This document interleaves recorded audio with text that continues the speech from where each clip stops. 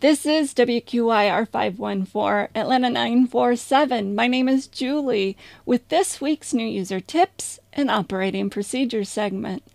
This week we will talk about plain language communications. One of the barriers to two-way radio involvement is mic fright. Just being nervous about saying the wrong things if you push the push-to-talk button. This is probably the number one reason we hear from family members who won't come on the air. And one of the comments we often hear is, "I just don't know the lingo." We encourage plain language communications. There is no need for words such as Roger or over or any of those radio terms we see on TV. And there's no room for CB lingo on the North Georgia GMRS Network. The culture and language that comes from CB is typically not family-friendly and is unwelcomed on the network. Once you've given your ID, conversations on the radio should be as simple as talking at the dinner table or over the phone, with a few exceptions. At the dinner table, a comment can be responded to immediately, as soon as the thought enters our head. On the radio, we have to hold our thoughts until the other person is finished speaking because only one person can hold the repeater at a time. So we have to wait for that person to finish their transmission. Then we should pause before speaking to allow for someone else to insert themselves into the conversation by commenting in. We do this by pausing briefly before pushing the push-to-talk button. Why do we wait? Most importantly, we wait to allow another user with an urgent message to insert themselves in the conversation and get their message heard and get them help if needed.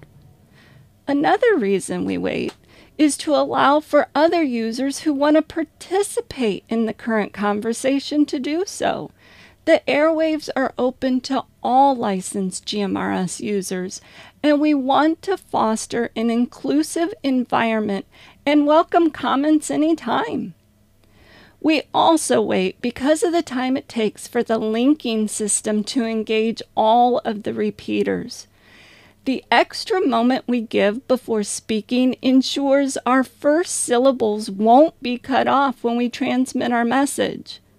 But other than pausing before jumping right in and speaking, it's just like a normal conversation. Let me break. Terms such as Roger or over are completely unnecessary. In FM radio, they serve no purpose. It's pretty obvious when a transmission ends, so there's no reason to declare it. Other words are prohibited because it doesn't foster family-friendly communications. There should be no mistake that we are different, and we remain different by maintaining an obvious difference in the manner in which we communicate. In general, conversations should be held on the network as if children are listening. Conversations you would never have in front of your kids or grandkids have no place on this network. Sensitive conversations such as disputes, discussions of politics, religion, or any uncomfortable, divisive topics should be moved off air or avoided altogether.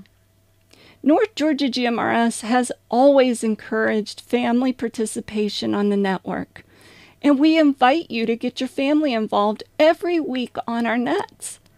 We also hold a monthly kids net specifically geared towards getting our smallest family members on the air. This is a great opportunity to share your love of radio with your youngest family members. These are just a few of the preferred practices of North Georgia GMRS members, and these procedures are how we become the best operators on the nation's largest, most advanced linked repeater network.